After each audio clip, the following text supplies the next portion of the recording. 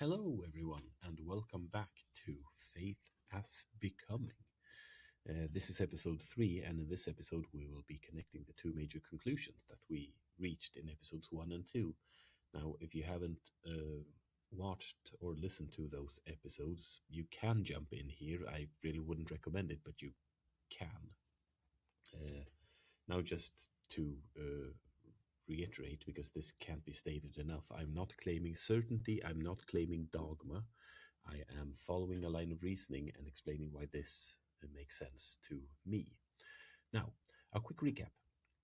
In episode 1, I discussed how reality is comprehensible, and that the best explanation for this is the fact that reality is grounded in logos, in divine reason. And then in episode 2, we discussed how potentiality requires actuality, that the potential for the universe to exist needs something already actual to actualize it, and that this leads to pure being existing as the necessary ground for reality. And today we will be discussing that these two are the same two things. But are they? Are they the same thing or are they separate? Could there be pure being that's not rational, or logos that is not pure being? I'm going to show today that no, it cannot be this way. Pure being must be logos, and that the necessary ground of existence must be rational order itself. Now, today we will be covering quite a lot of ground.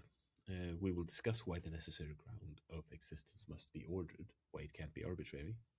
We will discuss why order cannot be emergent, deepening the argument that we made in episode 1.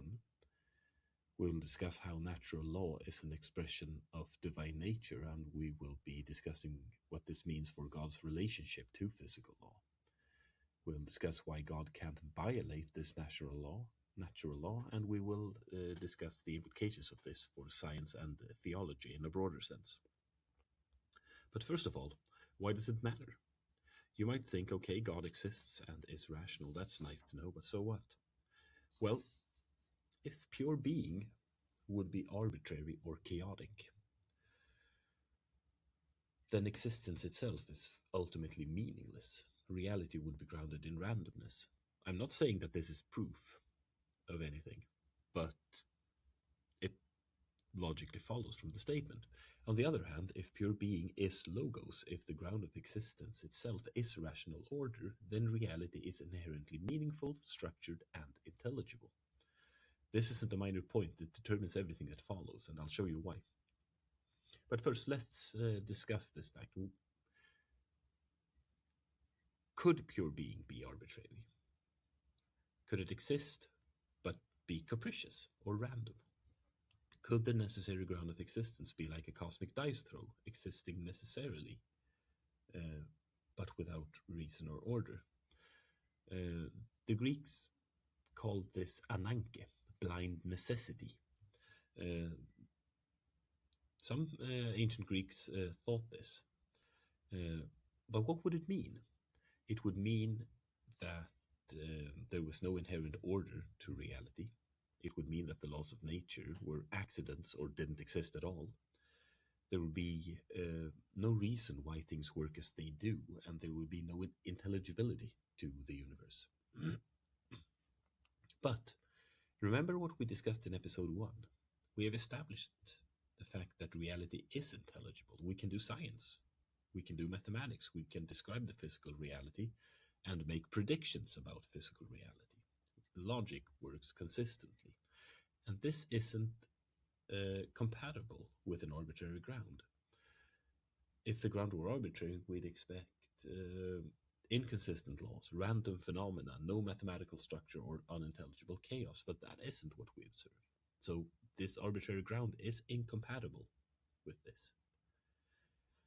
Now then, someone might say the ground is arbitrary, but order emerged from it through some process. And we addressed this briefly in episode 1, but let's do it in more detail now. Let me show you why this cannot work, why order must be fundamental. Now, for order to emerge from chaos, you need a process, by which emergence happens. You need stability once order appears, and you need consistency across instances. But notice the fact there, all those three steps are order. If chaos becomes order through a process, that process itself must be ordered. Random processes don't produce consistent outcomes. If you get order, the process generating it cannot be truly random. It must follow rules, but rules are order. So order didn't emerge, it was already there in the process. Because even if order somehow appeared randomly, why would it persist?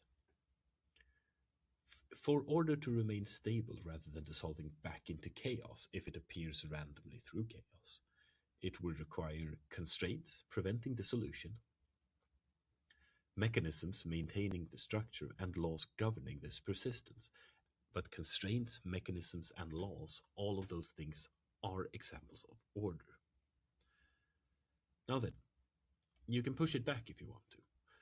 Order emerged from chaos through ordered process. An ordered process emerged through an ordered process, and stuff like this. But this is the infinite regress problem again that we discussed in episode 2. At some point, you reach the foundation, and that foundation must be order. Order must be fundamental. It cannot be emergent. Now, consider the Mandelbrot set. Complexity emerging from a simple equation. Incredibly complex patterns. But the equation itself is order. The rules for iteration are order, and the mathematical structure is ordered. Complexity can emerge from simplicity. Absolutely it can. But that's a completely different beast than claiming that order can emerge from disorder, because that cannot happen. Order cannot emerge from true disorder. Let's take an example from physics. Water forms ice crystals. Water molecules bouncing around in a liquid state. Then the temperature drops, it forms structure. Water ice crystals. This looks like order emerging from chaos, but the fluid state of water isn't chaos. It's governed. It's by the laws of thermodynamics, electromagnetic forces, molecular geometry, and phase transition rules, all of which are order. The emergence is just ordered processes playing out. The order was already there. Even in quantum mechanics, this is true. Quantum indeterminacy operates within ordered frameworks.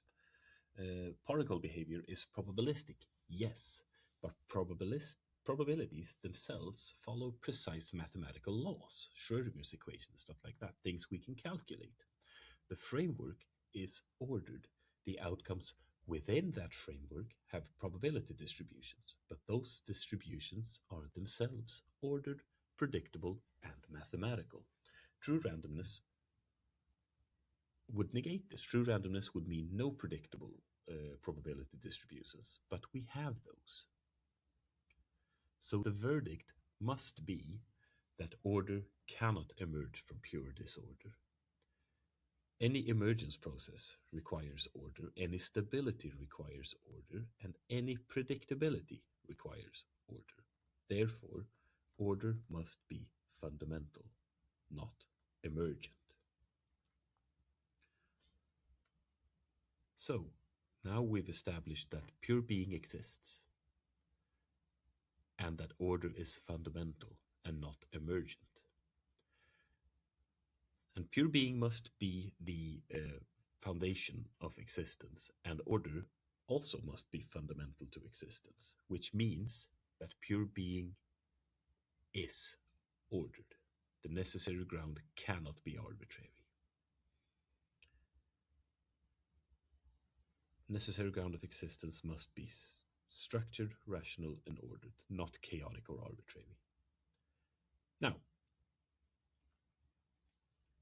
this leads us to identify that pure being is order itself. It's not characterized by order, it is order, in the same way that it is not characterized by logos, it is logos. Reason, rational structure, divine intelligence.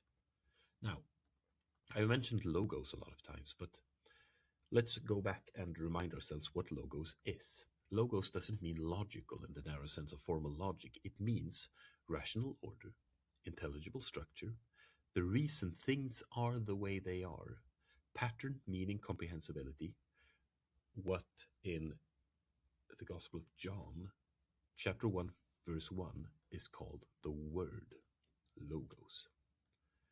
And when we say that God is Logos, we mean God is not a being who happens to be rational. God is rationality itself. God is not a being who created order. God is order. Order flows from God's nature. And God is not a being who follows laws. God is the law. Natural law is the expression of divine nature. And this is not a minor theological detail. This is the foundation for everything else. This means, if God is Logos, that natural law reflects divine nature. It means that scientific investigation studies this nature of God. It means that reason can lead to God. It means that reality is inherently meaningful. And it means that truth is objective and discoverable. Classical theology calls this divine simplicity. God's attributes aren't parts added together, they're all the same thing. God doesn't have wisdom, goodness, or love as separate properties. God is wisdom, is goodness, is love. God is reason itself. Now, an important clarification here, when we're not anthropomorphizing God here. This is not us making God in our own image. We don't project reason onto God, we participate in reason because we are made in God's image. Our capacity for reason comes from God. We bear the image of Logos. That's what it means to be rational creatures. Our reason is derivative. God's reason is original. Now, I mentioned natural law several times here, but what are natural laws? Uh, Traditional answer is that these are rules God imposed on creation, the laws of physics, chemistry, biology, uh, the rational structure built into existence itself. Uh, but I would say that a better answer than rules God imposed on creation is that natural laws are expressions of God's nature. Now, they are not arbitrary commands. If laws were arbitrary, then if God just decided gravity will work this way, electromagnetism will work that way, this works, then they would have been different. They could have been different, and science would just be cataloging God's arbitrary choices. But that's not really how science feels, is it? It's not how science works. Mathematical laws describing physical reality feel necessary. They don't appear as arbitrary, considering how things latch into each other. Uh, and this is because they flow from Logos itself. Uh, and natural laws are necessary because they flow from Logos itself. God couldn't make gravity work differently any more than God could make 2 plus 2 equal 5, because that's not rational. It's not because the God is limited. It's because God is Logos. Changing logical truth would be self-contradiction. Changing mathematical truths would be self-contradiction. Asking if God could make 2 plus 2 equals 5 is a nonsensical question. And this explains something that so God, if God is Logos, then it's not arbitrary. What does gravity follow? Why does it follow an inverse square law, gravity? It's not because God chose it from a menu or anything like that. It's because the laws aren't God's commands, they are God's nature. This explains something that we noted in episode 1. Why is mathematics, developed as a pure abstraction, so effective at describing physical reality? Well, it's because physical reality is grounded in logos, and mathematics is the study of logical structure. They match because both flow from the same source. Now then, why God can't violate natural law? I mentioned this before. It's not because God is constrained by something external, but because natural law is the expression of divine nature. For God to violate natural law would be for God to violate his own nature, which is impossible. It's incoherent. Omnipotence doesn't mean can do whatever. It means can do all logically possible things. Self-contradiction, going against one's own nature, is not a thing.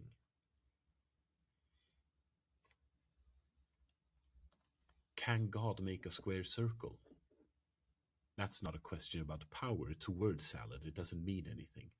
Can God act against God's own nature? Is the same thing. It's word salad. It's a nonsensical question. And this restructures how we think about miracles, for example. What about miracle? Doesn't God break natural law there? No. We'll address this more in later episodes when we talk about the incarnation of Jesus Christ and things like that. But no. Miracles would not be God breaking natural law. It would be God's direct action within creation. Miracles would be higher order expressions of divine action working through natural laws in ways that we don't fully comprehend. And I understand that that sounds like a cop-out. But imagine we are creatures of becoming, not fully formed, but changing. God is being, capital B, fully formed, fully actualized, which means that God operates in ways that are fundamentally different to us. But I will get there and explain it more. Miracles, if they are real, would be consistent with divine nature.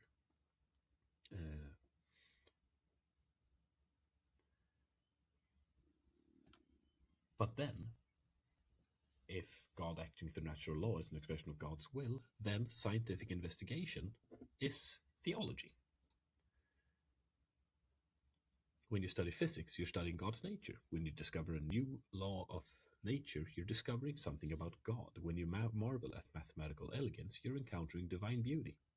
Science isn't separate from theology. Science is one form of theology, studying divine nature through investigation of natural law. And this explains something that I also mentioned in episode 1. The founders of modern science, Newton, Kepler, Maxwell, Mendel, Lemaitre, they were deeply religious, not despite their science, but because of it. Their theology motivated their science. They are thinking God's thoughts after him. They expected to find order when they studied the universe because they expected a rational creator. So this modern idea that science and religion are in conflict with each other is historically bizarre. Science asks how a mechanism works, and theology asks why there is a mechanism at all. And these are different questions, both legitimate, but neither replacing the other. Science emerged from explicitly theological motivations. The expectation that nature follows laws came from belief in divine logos, and the conflict is recent and based on misunderstanding both science and theology, really. I mentioned in episode 1 the unreasonable effectiveness of mathematics, and now we've shown that the reason for this is that both flow from the same source.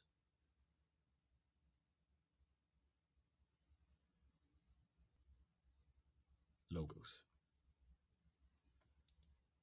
Truth is subjective. Nothing is true for you and true, but something else is true for you. Something is true or it isn't. Truth tracks the nature of reality, and reality tracks logos. And reasoning can lead us to God.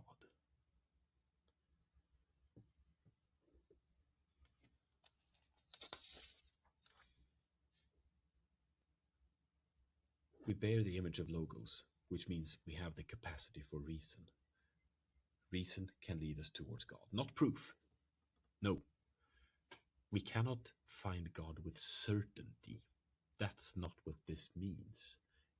But it means that we can achieve a genuine movement towards truth. This entire series is based on that possibility. It also means that reality is meaningful. If the ground of existence is logos, rational order, then reality is inherently meaningful, not accidentally meaningful. Meaning isn't projected onto meaningless matter, meaning is woven into the structure of existence itself.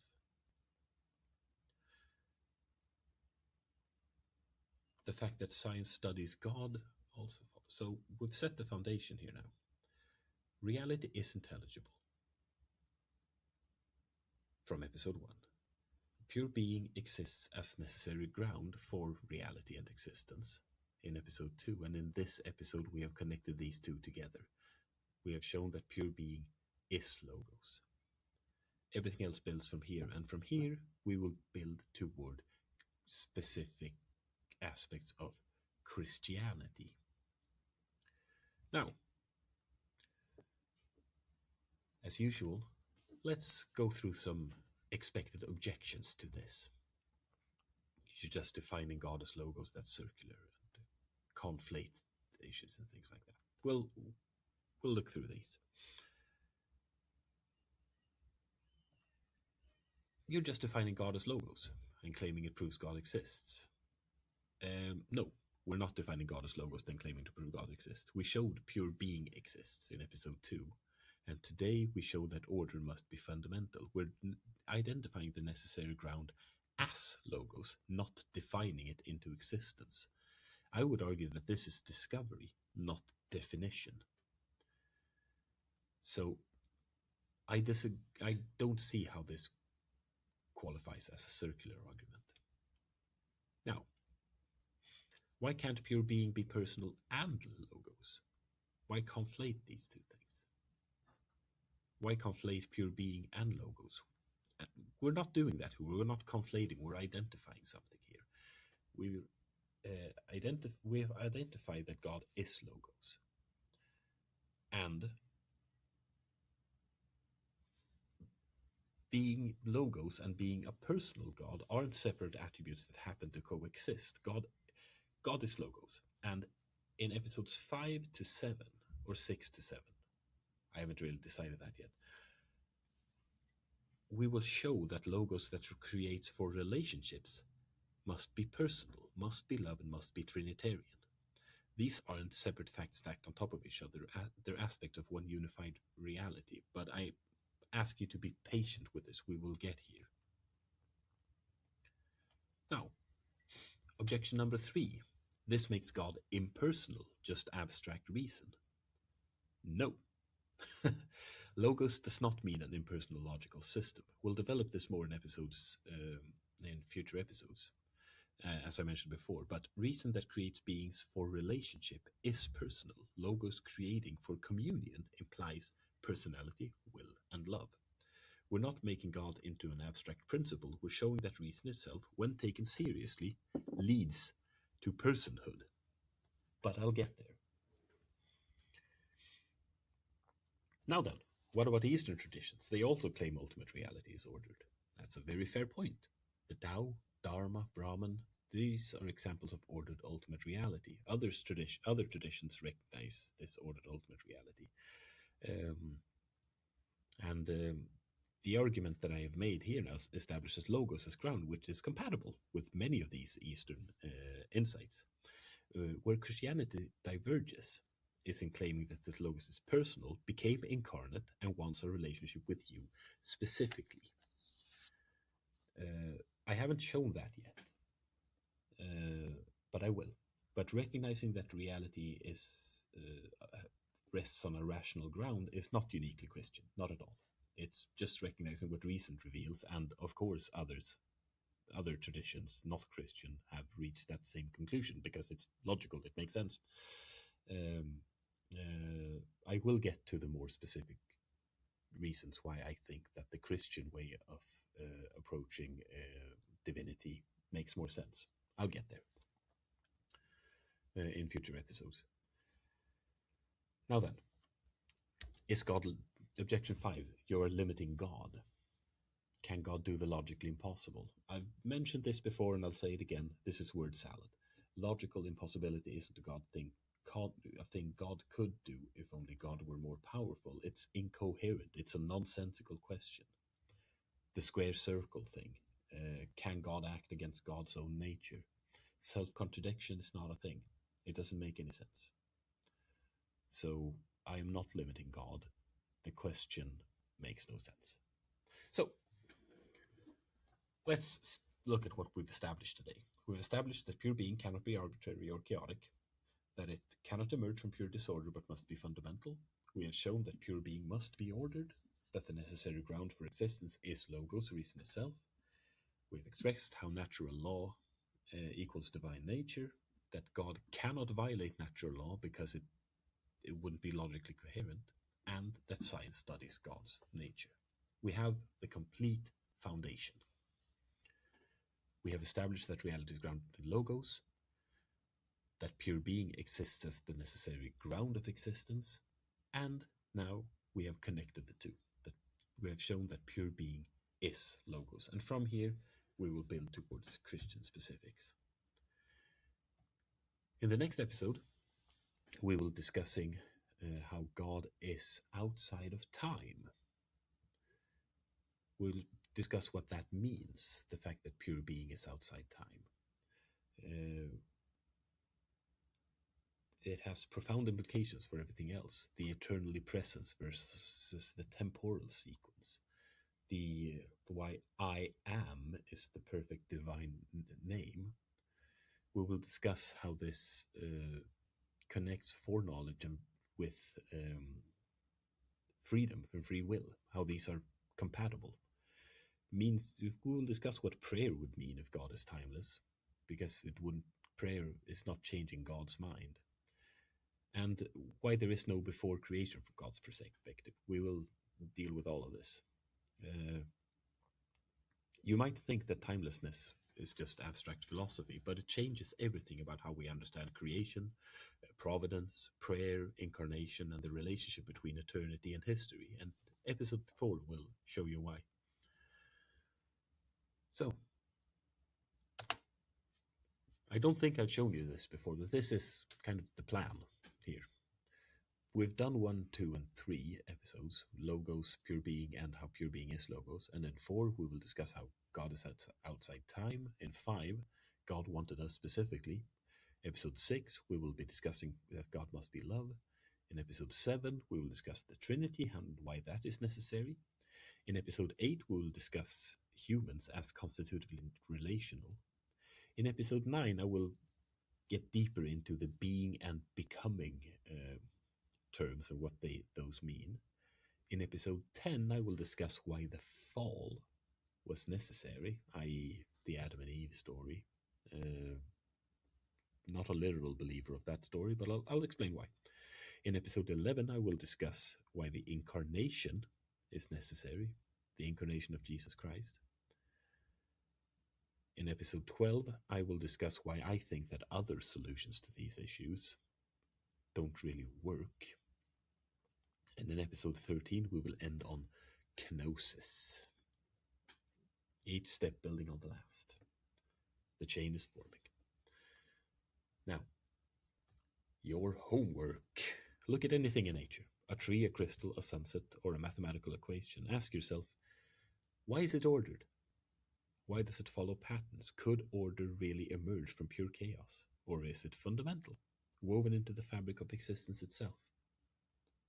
If it's fundamental, what does that tell you about the ground of existence? It's interesting, isn't it? Now, before I let you go, God morgon.